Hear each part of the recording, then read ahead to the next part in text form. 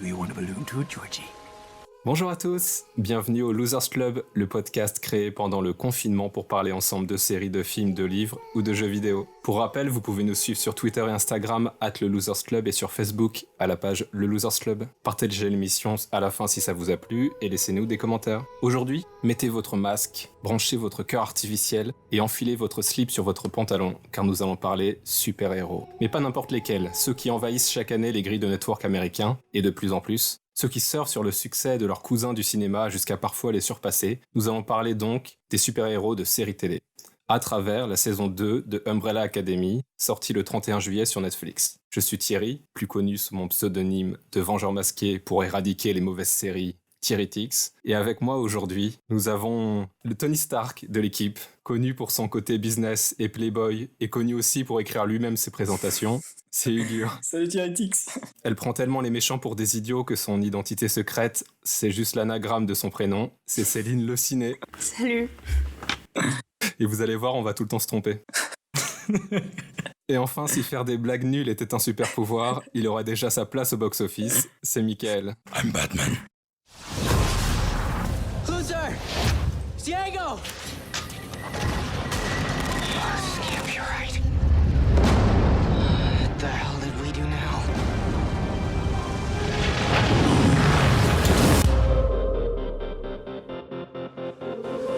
What was that? The end of the world, November 25th, 1963. And where am I now? Dallas, 10 days earlier. I need to find my family.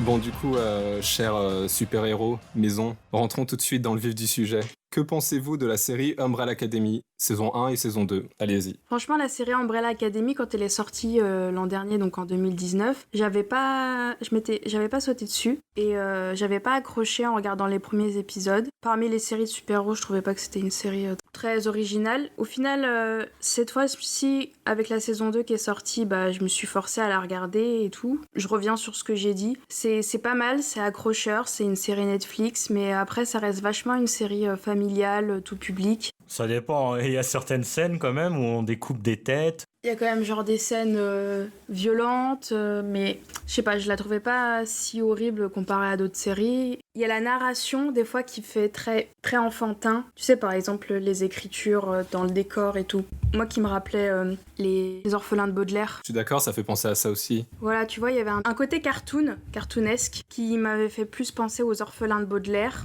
qui est une autre série Netflix. Et du coup, je me suis dit, c'est peut-être la patte Netflix qui fait que le côté horreur est distillé un petit peu avec un côté pop. Par contre, ce qui m'a un peu gavé dans cette série, c'était la musique. Le fond musical, c'est une vraie playlist. Les musiques sont toutes géniales, mais en fait, ça te distrait complètement de l'histoire. Parce qu'ils foutent toujours les musiques sur des moments... t'as beaucoup de moments dansés, t'as beaucoup des scènes de combat où ils te mettent des chansons très connues, en fait. Et du coup, t'es plus en train de chanter intérieurement, j'ai envie de te dire, que de vraiment faire gaffe à l'histoire. Et le truc, c'est que c'est vachement redondant. C'est vraiment, toutes les 5 minutes, j'ai l'impression, il y a une scène où ils te foutent une musique très connue comme ça. Donc, à part la playlist... Ouais, mais c'est chiant quand même parce que dans tous les cas, c'est vraiment très commun de toutes les séries de super-héros, j'ai l'impression. On va mettre des musiques catchy et c'est comme ça qu'on va avoir les gens à regarder ces séries parce que c'est catchy, parce qu'il y a de l'ambiance, scène de combat avec de la musique, alors que parfois, juste une scène de combat en silence, c'est beaucoup plus marquant qu'une scène de combat en musique. C'est vraiment classique et ça n'apporte rien. Et moi, je trouve que c'est des chansons très mainstream, en fait. Moi, j'aime bien dans les séries, quand je découvre des choses, et toujours pour la même chose, soit danser, soit se bagarrer. C'est pas renouvelé. Mais moi, si j'ai envie d'écouter de la bonne musique, j'ai Spotify, j'ai pas besoin de Netflix. J'avais l'impression que c'était une playlist avec des images. En gros. C'est ça. Umbrella Academy, quand ils l'ont vendu, ils ont aussi vendu leur casting. Je trouvais le fait qu'il y ait Ellen Page, ou Robert Sheehan, que j'avais beaucoup adoré dans Misfits. Moi, ça m'avait attiré la première fois. Mais leur personnage était vraiment chiant. Enfin, j'avais pas du tout accroché au personnage dès la saison 1, c'est pour ça que j'avais lâché. Surtout Ellen Page, hein. Ouais, non, mais franchement, elle était pas likeable, elle était un peu conne, son personnage, il était... Elle est toujours... Toujours. Elle est toujours... Elle est insupportable. Mais dans le 2, elle est plus Ellen Page parce qu'elle est enfin avec une femme, tu vois. Elle a dû dire ça, soit j'ai une relation homosexuelle, soit je me casse. Non, mais ils lui ont mis une amnésie qui du coup la rend encore plus conne qu'avant, quoi. C'est... Ouais, mais là, c'est un peu plus compréhensible, tu vois. Là, elle joue vraiment celle qui se souvient plus qu'elle était conne avant. Non, mais c'est vraiment une erreur de casting, je trouve, Ellen Page. Même si elle est très connue, elle n'est pas faite pour ce genre de rôle. C'est vraiment pas... ça marche pas. Elle est trop naïve, elle est trop... Il y a trop quelque chose qui marche pas, en fait. Et Ellen Page, c'est vraiment la plus grosse erreur de casting que j'ai jamais vue chez Netflix. Et moi, j'accroche pas. Chaque fois que je la vois sur l'écran, elle C'est m'énerve. dérangeant. Donc, c'est pas normal. Ça m'a aussi fait trop chier. Ou au contraire, elle est trop faite pour ça, en fait. Mais peut-être qu'il faut qu'elle arrête de faire des ados à 40 ans. Enfin, Ah oui, mais on l'a vu comme ça depuis 15 ans, quoi. c'est vrai, c'est vrai. Ou alors, tu la catégorises direct en personnage très naïf, très fragile, dans un rôle de super-héros. C'est un peu un Et toujours. décalage, tu vois. Donc, c'est pour ça qu'elle joue la méchante, au final. Pour moi, elle joue une espèce de Jane Grey dans X-Men, tu vois. Genre celle qui peut pas contrôler ses pouvoirs et qui devient le méchant par défaut, voilà. Et c'est ce qui fait X-Men 3, qui est un des films les plus nuls, quoi. Bah, moi, je vais rebondir là-dessus. C'est une série sympathique, je suis d'accord avec Céline, très binge-watchable. C'est un canon de Netflix et à la fin, chaque épisode, un cliffhanger. Du coup, tu as envie de regarder la suite et donc tu te fais avoir et au bout d'un moment, tu as 20 heures de visionnage sur le dos pour quelque chose sans profondeur. Et ils ont essayé la profondeur, hein. Ils ont rajouté 2 personnages LGBTQ+. Du coup, c'est intéressant de voir qu'il y a toujours ce génial Robert Michael Sheenan qui joue Nathan dans Misfits. qu'on adore tous Misfits, hein, pour ceux qui connaissent. Et on a ce décalage, ça reste une série divertissante, sans plus. Franchement, là, la saison 2 m'a vraiment énervé parce qu'au final, on revient encore sur une nouvelle apocalypse. Et moi, c'est bon, l'apocalypse 1, l'apocalypse 2, et je suis sûr qu'ils vont continuer à en faire plein. Et au bout d'un moment, moi, je sature et j'ai plus envie de regarder. Et stop. Donc, je suis jamais bien servi pour les séries. Parce que là, on a Snowpiercer et après ça, franchement, voilà quoi. Bravo, les gars. Je suis d'accord. Bah, moi, je trouve que c'est, comme vous avez dit, une série très politiquement correcte. Ce que je veux dire, c'est que dans l'équipe, nous avons un enfant, une femme noire, un asiatique, un homosexuel. Pourquoi les enfants, c'est une minorité? Non, mais on veut mettre tous les stéréotypes, c'est-à-dire, genre, on veut servir tout le monde. Ah oui. C'est une minorité de taille. Non, mais c'est-à-dire, ou peut-être. Mais en fait, on dirait que l'objectif, c'est de satisfaire tous les stéréotypes, c'est-à-dire satisfaire à la fois les enfants, les adultes, les asiatiques, tu vois, genre, faut pas, genre, c'est trop tape à l'œil, tu vois, genre. Je pense que c'est dans le cahier des charges de Netflix maintenant. Non mais oui, c'est bien en fait d'introduire des personnages qui sont diversifiés quand on utilise la diversification pour en ajouter de la profondeur. Là, il n'y a aucune profondeur, c'est juste, voilà, on rajoute, et le personnage, voilà, ils reviennent dans les années 60, et du coup, dans les années 60, il y a effectivement le racisme et la ségrégation. Oui, mais c'est quand même. Mais au final, vraiment... oui, mais c'est un personnage, et c'est vraiment survolé, et il n'y a pas vraiment de scène qui m'impacte. Il n'y a pas une scène, je fais, waouh, là, ça, le racisme, quoi. Je fais pas ça. C'est pas comme dans Watchmen où tu as vraiment cet épisode sur le racisme en noir et blanc qui m'a bouleversé. Et là, il y a rien. Je suis pas bouleversé de bout en bout et c'est pas normal de parler de sujets sérieux et de pas être bouleversé. Surtout sur la diversité, j'ai l'impression que dès qu'ils utilisent justement un personnage qui est asiatique, un personnage qui est noir, ils vont l'utiliser comme représentatif de toute la communauté. Quand il y a un personnage gay, bah, c'est justement le personnage qui va connaître des problèmes, à faire son coming out. Mais genre, c'est trop redondant et au final, on s'intéresse plus à leur personnalité propre. Et surtout là, dans Umbrella Academy, j'ai pas l'impression qu'ils ont une personnalité à paraître chiant. Voilà. Klaus n'avait pas, en tant que personnage bi, du coup, il n'y avait pas vraiment cette idée d'introduire la bisexualité comme un combat, le coming out et tout ça. Ce qui a le coup, on a le coup dans la saison 2 avec Ellen Page et du coup, elle tombe amoureuse d'une femme qui est mariée. Sinon, quoi. Klaus. Lui, il est plus dans le stéréotype du drogué alcoolique. Mais c'était pour moi le personnage le mieux. Et addict au sexe, je pense aussi. Bah, dans la première saison, il n'y en avait pas autant que ça. C'est venu par la suite. Après l'épisode 6 où il commence à un peu plus s'intéresser au sexe, mais les 5 premiers épisodes, il n'y a pas vraiment de sexe. Et je pense que Klaus, c'est vraiment le personnage le mieux réussi. Tu veux dire qu'avant, il était vierge? C'est qu'on n'avait pas vraiment vu de scène. Non, je rigole. Où il en profitait. Et j'adore son humour. Il était à moitié à poil la moitié du temps, mais ouais, si tu veux. Oui, mais il n'y avait pas d'acte sexuel. C'est juste qu'il était à poil. Et j'adore parce qu'il était vraiment en jupe, en culotte, il était très confortable et ça me donnait envie de me mettre Message à tout le monde, aussi. Ugur les préfère en jupe. Ah bon. Non, mais j'adore son style et j'adore sa manière d'être. Ouais, bah Robert Sheehan faisait du Robert Sheehan parce que si tu le vois dans Misfits, il joue aussi un connard, j'essaie de le voir aussi un but parce de que lui-même. je l'adore. Vraiment, j'ai vraiment regardé que pour lui, la série. Bon, après, certes, l'intrigue est aussi intéressante, au moins pour la première saison. La deuxième saison, j'ai pas suffisamment vu pour savoir si l'intrigue m'intéresse, même si, comme vous avez dit, c'est à nouveau le même thématique, c'est-à-dire la fin du monde. Et je trouve qu'ils vont trop dans la facilité scénaristique, c'est-à-dire on a un petit problème, bon, on va aller dans le passé ou dans le futur pour voir ce qui se passe et revenir dans le passé pour essayer de résoudre le problème, etc. Et ça, c'est un peu redondant. Surtout, on en a vu pas mal avec les Avengers. Et en fait, le truc que j'aime pas, c'est le format Netflix. C'est-à-dire les 2 premiers épisodes sont bien. Ils introduisent des personnages, tu découvres pas mal de trucs.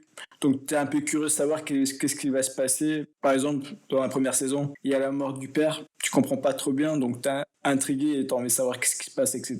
Qu'est-ce que c'est l'Umbrella Academy. Mais le problème, c'est que après tu as 5 épisodes où il n'y a aucun intérêt. C'est vraiment des épisodes de milieu pour juste faire plusieurs épisodes. Et à la fin, tu as 3 derniers épisodes qui sont vraiment bien. Mais c'est juste pour te dire, viens l'année prochaine pour que tu puisses voir la saison 2. Et moi, ça m'énerve ce format Netflix parce que j'en ai marre. Et soit tu fais un format court, c'est-à-dire avec 5-6 épisodes, avec vraiment du contenu de qualité, ou soit tu fais rien, parce que faire 10 épisodes pour faire 10 épisodes, ça sert à rien. Ouais, je trouve que c'est d'autant plus vrai pour cette série qui se veut moins raconter une histoire que juste mettre du fun. Et du coup, comme ils n'ont pas d'histoire à raconter, il y a que du fun, et du coup, ça fait encore plus remplissage.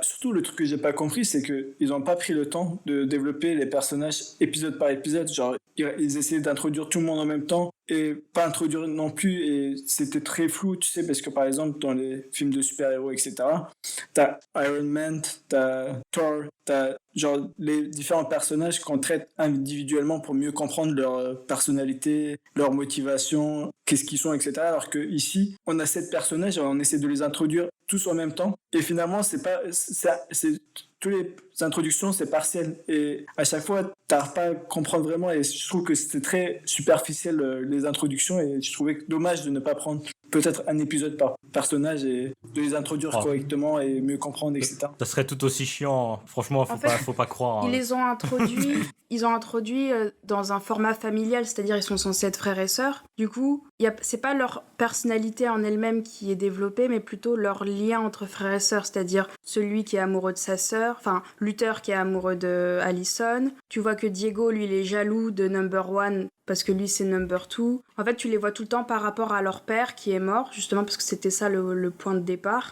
Donc la mort du père et eux, comment ils ont survécu dans cette famille un petit peu. Et Ellen Page qui est la Misfits du lot. Mais ça n'empêche pas de développer les personnages indépendamment en fait. Quand la saison 1 elle est sortie, c'était un peu après, c'était 3 mois après The Haunting of Hill House, et tout le monde a comparé parce que c'était le décès du père et la fratrie qui se réunit pour les funérailles. Et dans The Haunting of Hill House, ce qui les réunissait, c'était qu'ils s'étaient pas vus depuis super longtemps, ils se revoyaient et t'avais un épisode par personnage. Bon, ils étaient que 3. Mais je vois pas en quoi ça n'aurait pas marché. Moi, dans la saison 1, c'était Robert Sheehan, comme vous tous, qui était ma bouffée d'air frais. Alors, j'aime pas trop les trucs excentriques d'habitude, mais là, ça faisait tellement du bien par rapport aux autres qui n'ont pas de charisme que... C'est vrai que c'était le seul qui apportait un peu de fun. Mais aussi des animations, je trouvais que c'était de très mauvaise qualité. Quand on voyait, par exemple, que Luther était sur la Lune, je me disais, c'est pas possible de faire de cette qualité d'animation. Genre, c'était limite niveau amateur. Genre, tu peux pas te permettre de faire un truc comme ça sur Netflix ou quand t'as un tel budget, tu sais. Et du coup, en saison 1, le twist, il était vu tellement à l'avance que ça m'a ennuyé toute la saison 1. Vous avez parlé de Jane Grey, mais il y a aussi Heroes qui est dans le même cas. Parce qu'à la fin de la saison 1, c'est en fait eux-mêmes et ils doivent s'arrêter eux-mêmes. Donc c'est exactement la même chose. Et quand j'ai vu le début de la saison 2, là, cette semaine, j'étais super enjoué parce que la première scène, je l'ai trouvé cool. Et le fait qu'ils se séparés sur plusieurs années, de 1960 à 63 à Dallas, je me dis, voilà, ils sont séparés. C'est là qu'ils vont devoir exister indépendamment, qu'on va avoir un épisode par personnage peut-être, mais sinon qu'on va avoir quelque chose qui les fait exister. Et en fait, non, au bout de 2 épisodes, ils les réunissent 2 par 2, et ça prouve qu'en fait, ils savent pas écrire un personnage tout seul. Ils savent pas les faire exister tout seul, quoi. À part Allison, qui du coup existe assez toute seule, avec un personnage secondaire, et est plus ou moins exploitée dans les années 60. mais c'est assez racoleur, mais c'est exploité. Après, c'est parce qu'elle est restée coincée 3 ans, donc elle a eu le temps de refaire sa vie un petit peu. Ouais, et pareil, l'évolution, on la sent pas. Robert Sheehan devient, Klaus devient gourou, mais c'est des ellipses, c'est même pas traité en fait, c'est juste pour le fun. Mais par contre, je serais dans sa secte avec plaisir. Moi aussi. Bah, je pense que tout le monde ici. Ouais. Bon, on y va alors. Par contre, eux, ils avaient peut-être un petit peu mieux développé son personnage dans la saison 1 avec sa guerre au Vietnam. C'était ce qu'il y avait de mieux. C'est bien la guerre. Bah, après, Klaus n'est pas seul non plus, il y a toujours Ben avec lui. C'est vrai, ça apporte. quand même. Ouais, son interaction avec Ben fait que peut-être c'est pourquoi on l'apprécie aussi, il n'est pas tout seul. Mais comme tu dis, Par contre, on est d'accord que Diego est con. Oh non, mais de Là, toute il y façon, a c'est ce que je dis. d'une il y a saison presque- à l'autre. Il a juste les cheveux plus longs, mais par contre, il a rien changé. Ma question d'après, c'est en fait comment s'inscrit la série Umbrella Academy dans le paysage des super-héros aujourd'hui, que ce soit toutes les séries qu'on retrouve actuellement. bah, moi je vais revenir à ce que j'ai dit. Normalement, ça devrait donner plus de liberté au scénariste de développer les personnages et de permettre de sympathiser un peu plus avec eux. Mais ça n'a pas été le cas avec Umbrella Academy. Et surtout quand ça concerne une équipe de 7 personnes, il y a beaucoup de monde, donc il vaut mieux prendre le temps de développer un peu plus des personnages, donner une seconde histoire à ces personnages, genre avoir leur vie de côté, etc. Surtout ils se sont séparés pendant 17 ans. Et c'est dommage qu'on soit vraiment axé que autour du père et de Umbrella Academy et qu'on sache pas vraiment qu'est-ce qu'ils font autour, etc. Si Marvel arrive à se permettre de faire ça avec des films, parce qu'on a des films sur Wolverine ou des trucs comme ça où on raconte vraiment, on prend le temps de raconter la vie de chaque personnage individuellement, je vois pas pourquoi on n'arrive pas à faire ça dans une série. Et ça doit être l'avantage de la série par rapport au film. La série permet aussi de traiter d'autres sujets comme normalement vous avez des Watchmen ou dans Umbrella Academy ils ont un peu survolé, mais la lutte des classes, etc. C'est des sujets que peut-être dans un film ça serait compliqué à le mettre, mais dans une série on a le temps, donc on peut se permettre de traiter d'autres sujets de racisme ou de classe, etc. Et je pense que c'est aussi un point positif. Bah, si je peux rebondir sur Marvel, bah, y a bien des séries Marvel, puisque moi je pense à Daredevil ou Jessica Jones, et justement ils ont bien réussi, je trouve, à développer les personnages, à développer une espèce d'intrigue qui fait que t'as une nouvelle intrigue à chaque épisode et tout, mais après faut aimer ce genre de format, tu vois. Moi j'aime bien, je préfère ça carrément aux films Avengers, là qui durent 3 heures à chaque fois, qui sont pas possibles à regarder. Les séries de super-héros, c'est pas mon genre à la base, je trouve ça un peu long. Faut tenir sur la longueur en fait, on va dire. Sinon au niveau format, je dirais que je préfère les comics de base. Les adapter en série, c'est un plus. Moi, je suis très attachée à l'origine. Je préfère lire un livre avant l'adaptation et tout. Je sais pas, je me dis que c'est son format originel, alors tu retrouves plus. Je pense que en série, en fait, c'est plus une adaptation et du coup, ça va forcément perdre de quelque chose. Ou alors, quand ils vont le réaliser, ils vont ajouter une touche qui n'était pas forcément ancrée dans l'univers. Je trouve l'inverse parce que dans le comics, t'as quand même une certaine limitation, que ça soit niveau discussion ou niveau dessin, alors que dans la série, tu peux vraiment parler beaucoup plus et genre mettre vraiment des discussions plus profondes et avoir plus de scènes un peu plus Mais profondes. concrètement, c'est pas un problème de format. Il faut arrêter avec la question du format. C'est pas un problème de format. Le problème, c'est avoir des gens talentueux qui font des choses qui sont bien. Watchmen, c'est génial. Ah oui, Watchmen, je suis c'est d'accord. génial. La BD, elle est bien. La série, elle est très bien Une très aussi. belle Et le adaptation film aussi, ouais. de Snyder, il est très bien aussi. Voilà, c'est une histoire qui a été adaptée 3 fois et les 3 fois, c'est très bien. Donc, je pense pas que la question, c'est le format. La question, c'est les gens derrière, quoi. Comme d'hab, en fait. Comme Snowpiercer. Ouais, je pense que la série, ça se rapproche des comics si ça fait quelque chose comme Arrow ou Flash, les séries de la CW, qui essayent de faire un méchant par épisode. Ça retrouve le côté épisodique. Et je pense que c'est pour ça que ces séries ont du succès aussi, c'est que ça reprend le format des séries, des grosses séries de 20 épisodes, que ce soit policier, médical ou ici super-héros, c'est que c'est un épisode et une histoire. Et là, ça rapproche des comics. Mais là, ces séries qui naissent aujourd'hui et qui font entre 8 et 10 épisodes, ben, ça redevient juste des longs films où il y a un méchant par saison. Et c'est là que moi, ça va plus. Enfin, quand on s'est habitué aux films, plutôt Marvel et DC, mais pas que, on a un méchant par film et c'est déjà parfois pas assez, mais pas assez long. Mais c'est déjà bien de traiter ça en 2 heures. Et ici, avoir un méchant par saison, pour moi, c'est trop long. Sinon, faut parler d'autre chose. Et comme disait Mickaël, s'il n'y a pas un auteur derrière ou des gens talentueux derrière pour parler d'autre chose, ben ça parle de rien au final. Surtout quand ici, il n'y a même pas de méchants, c'est eux-mêmes les méchants. Donc là, vraiment, C'est Umbrella vrai. Academy, pour moi, il n'y a rien qui va.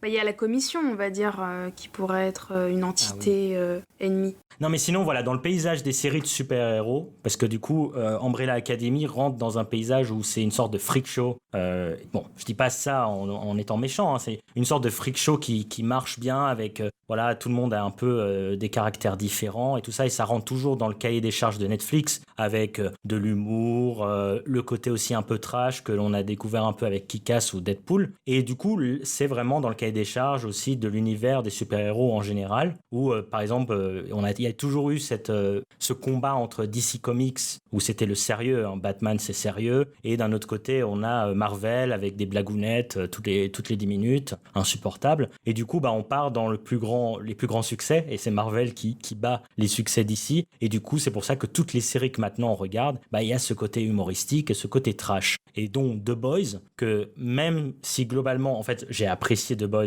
je vais pas mentir, qui part d'utiliser le concept du star system, mais avec des super-héros. Et du coup, les super-héros ce sont des stars en quelque sorte, qui doivent suivre un script, qui doivent vraiment être dans les lignes directrices des producteurs, entre parenthèses, hein, ce ne sont pas des vrais producteurs pour les super-héros, mais en quelque sorte. Et on parle aussi des vices, de la drogue, du harcèlement sexuel, mais toujours, je trouve, au final, un problème de ne pas aller assez profondément dans les sujets. On veut parler de sujets sérieux avec les super-héros, mais au final, ça devient juste du propos pour faire des séries d'action, où il y a beaucoup d'action et très peu de propos. Et c'est ça que moi, m'énerve en général. Bah, je rejoindrai un peu l'avis de Mika. C'est vrai que je sens aussi un tournant dans la production de séries et de films de super-héros, où on recherche plus l'humour que le super-pouvoir en lui-même, ou le côté dramatique qui était plus présent dans les films de super-héros dans les années 2000, que ce soit avec Batman ou autre. Aujourd'hui, comme tu as dit, Deadpool, c'est un très bon exemple, et l'accueil favorable du public, je pense, a motivé les producteurs à continuer dans cette voie-là. Et Umbrella Academy utilise aussi beaucoup, essaie au moins d'utiliser l'humour pour essayer d'attirer un peu le public et d'essayer de rendre la série un peu plus... et surtout avec Klaus, c'était vraiment... il n'avait pas vraiment super pouvoir, c'était vraiment ça son apport à la série. Bon, quand même. Et sinon, je trouve qu'il est... Comme- Hein? Bah si, hein, il parle un peu Il aux fait morts. même tout. Oui, mais... Justement, ça le rend encore plus jusqu'à la fin- schizophrène. Jusqu'à la fin, son truc, ça servait à rien. Je suis d'accord que même tous les super-pouvoirs ne servent à rien, à part... Oui, Enfin, c'est juste des ficelles scénaristiques. c'est en juste fait. Five qui sert à quelque chose, parce qu'il arrive à bouger dans le temps, etc. Mais sinon, le reste, genre les super-pouvoirs, c'est pas foufou. Et Klaus, jusqu'à vers la fin, il fait pas grand-chose. Il parle avec les morts, mais il passe son temps à se droguer, et c'est tout. Mais c'est parce que t'as vu que le début, hein, j'ai envie de te dire. Bah non, Ok. Il devient plus important par la suite. La saison 2, il fait pas grand chose non plus au final, hein, si on réfléchit. Non, il fait rien. Non mais c'est à travers lui que Ben existe quand Ouais, même. mais- Sinon tu Oui. verrais jamais le Oui, personnage mais de Ben. c'est Ben qui a le pouvoir au final. Mais encore une fois, oui, c'est Ben qui a le pouvoir, c'est pas Klaus. Genre, j'ai envie de Mais dire si, c'est que- Klaus puisqu'il parle à Ben. Qu'est-ce que vous racontez? Oui, mais c'est un truc qui est utilisé 30 minutes sur Voilà. 20 heures. Parce que c'est ça. pas, Ok, ils, vous ils sont avez pas raison. définis par leur pouvoir, en fait. T'en as un, il voyage dans le temps, il sert juste à mettre les plots. Il dit je vous emmène à telle époque et après on fait une histoire avec. Et après il n'utilise plus jamais son pouvoir. Une peut influencer les gens avec en leur disant quelque chose, mais c'est pas utiliser son pouvoir. Enfin, faut qu'elle aille voir Death Note pour qu'elle comprenne C'est comment ça. on utilise ce pouvoir. Et tous les autres, bon, l'autre il jette des couteaux, c'est pas un pouvoir, c'est une habilité. Enfin, Grave. tu vois, il y a Ah pas si, de il est pouvoir, chiant, en fait. donc c'est un pouvoir quand même. C'est un fric. Voilà. Si, il est chiant. C'est un pouvoir C'est d'être vrai. aussi chiant que ça, franchement. Non mais comme tu disais Mickaël, c'est vraiment un freak Ah oui, show. oui, oui. Genre, Ouais. t'as le gros balai, celui qui lance les couteaux. Moi, je veux plus regarder de séries de super-héros, je le dis. Voilà. Après Umbrella Academy, il a été dégoûté, le pauvre. Non, j'ai eu ma dose, c'est bon. Alors, avant de vous demander vos séries préférées pour finir l'émission, je voulais juste savoir si vous êtes intéressé aux séries qui allaient arriver et s'il y en avait quelques-unes dont vous avez quand même hâte de regarder, même si ça on en a marre. Ok. Alors, je reviens en arrière.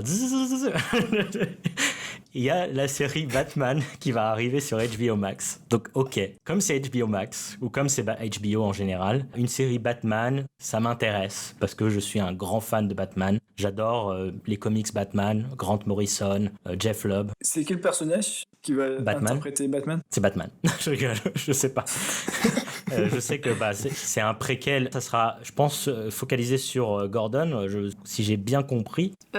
Gotham Bis, non merci. Et alors, c'est Gotham par HBO. Donc, c'est pas Gotham par la Fox, où vraiment c'était le grand n'importe quoi, où franchement, c'était horrible. Ouais, on est Mais d'accord. là, non, moi, ça Je m'intéresse. crois que c'est la pire série que j'ai vue. Le Pingouin était bien. Et moi je trouve pas ça si mal Gotham parce que ça revient à du comic books et au final c'est plus sincère en fait. Ça essaye moins de faire ouais regardez je suis un ovni, je mets des gens qui dansent, trop marrant. Non mais Gotham, le problème, c'est que c'est long. Oui mais comme une série en fait. Non mais il y a trop d'épisodes. Comme une série de Grand Network. C'est le défaut je pense. C'est comme le défaut de Arrow et de Flash et tout ça. Mais moi j'ai bien aimé qu'ils osent refaire un Joker et réussi pour moi. Faire un pingouin, enfin ils ont vraiment ils ont dû se démerder et ils ont fait des bonnes choses. Le problème c'était Fish Mooney. Ah oui. Oh, c'est insupportable. Et en plus, elle est morte et ils l'ont fait revenir. C'était insupportable. Ouais. Ah. À partir de là moi aussi, j'ai arrêté. Moi j'ai vu qu'ils allaient refaire un Lois and Clark là, et j'ai vraiment peur parce que ça sent le reboot merdique. Je vais regarder juste pour critiquer et dire que c'est de la merde. Bon et justement alors pour finir j'ai ma dernière question, je voudrais savoir quelle est votre série de super-héros préférée de ces dernières années. Me dites pas Hulk des années 40. Heroes, c'est une série que j'adore et ça fait partie de mes séries préférées parce que en fait, c'était mes premiers émois de série Heroes. Et du coup, c'est pour moi Heroes c'est un must-see des séries de super-héros parce que la première saison, ils ont créé en quelque sorte un thriller où il y avait Zachary Quinto qui jouait le méchant et c'était une sorte de serial killer qui tuait les gens qui étaient des super-héros. Et du coup, la semaine dernière, on parlait des true crime et là, on reste dans l'ambiance tueur en série avec Zachary Quinto. La première saison est vraiment géniale et je conseille de la voir. Je l'ai vu plusieurs fois même parce que ça reste vraiment divertissant, intelligent et on passe du bon temps et les habilités des super-héros qui sont vraiment utilisées, notamment un des personnages, elle est incassable et du coup il y a des scènes où elle essaie de se casser, donc elle tombe d'un pont et donc c'est vraiment des trucs emblématiques. Je trouve que la série Super-Héros a réussi, que les autres séries n'ont pas fait du tout, donc je conseillerais Heroes comme dans les meilleures séries. Mais on est d'accord, il y a que la saison 1 qui vaut le coup, après faut plus la suivre. Non la saison 2 ça va aussi je trouve. C'est le reboot qui est... Même s'il y a eu la grève des scénaristes.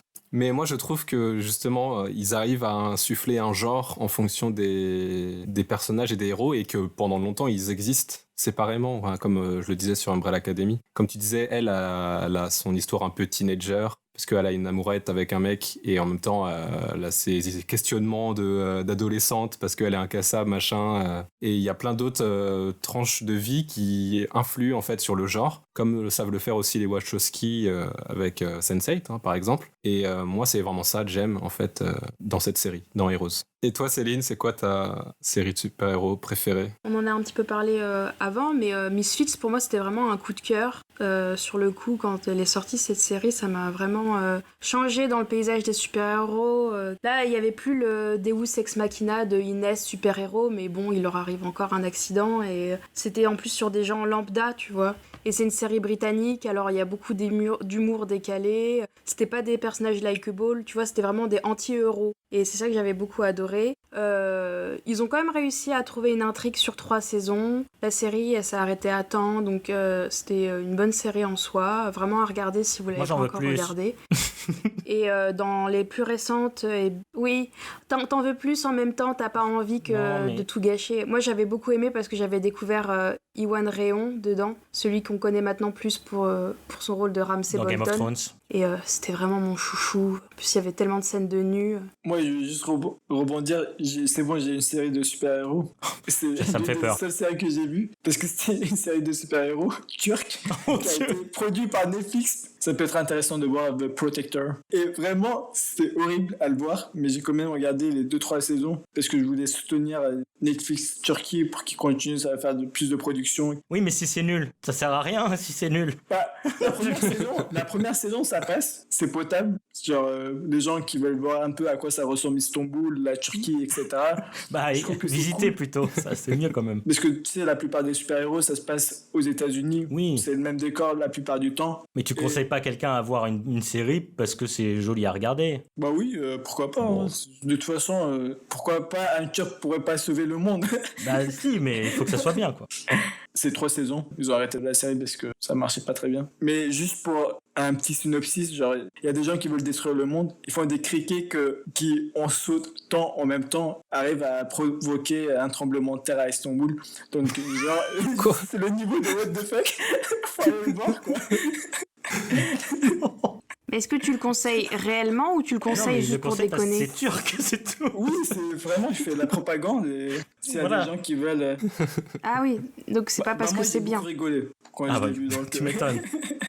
donc s'il y a des gens qui veulent rigoler un peu et voir qu'est-ce qu'on peut faire de pire, je trouve que c'est une bonne série. Dans les séries récentes de super-héros qui valent le coup aussi, il y a Watchmen, qui est vraiment une série de super-héros mais intelligente. Et on n'en parle pas assez, mais du coup, le personnage principal est interprété par Regina King. Et du coup, on voit vraiment un personnage féminin de super-héroïne principale. Et généralement, dans les séries de super-héros, je parle des séries, quand il y a des personnages féminins, ils sont vraiment mis en second plan. Par exemple, les pauvres tentatives, elles sont ratées. Genre, ils ont fait un Batwoman, mais il est vraiment chiant. Supergirl, j'ai regardé que le début et après, ça m'a cassé les couilles parce que c'était trop teenage. En fait, Jessica Jones.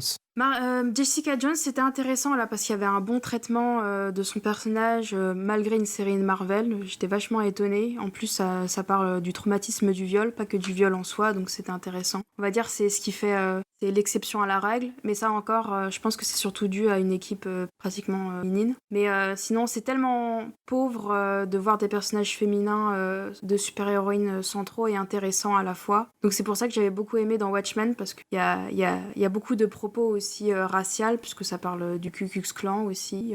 Bref, c'est une série de super-héros, mais pas que. Et du coup, c'est ça qui est intéressant à voir. Là, on peut dire que ça apporte de l'originalité par rapport aux séries de super-héros, par rapport à Umbrella Academy, voilà. Bon, vous avez tout dit. Du coup, moi, mes séries préférées, c'est également Misfits, puisque si vous avez aimé Klaus, vous aimerez forcément Nathan dans Misfits. Et en plus, ce sera mieux, puisque là, on a des pouvoirs qui sont vraiment utilisés et des problématiques qui viennent vraiment des pouvoirs. Quand t'as un personnage qui peut pas être touché, t'as un personnage qui peut changer de sexe, là, on va avoir des vraies problématiques de relations amoureuses ou de toutes sortes de choses, en fait.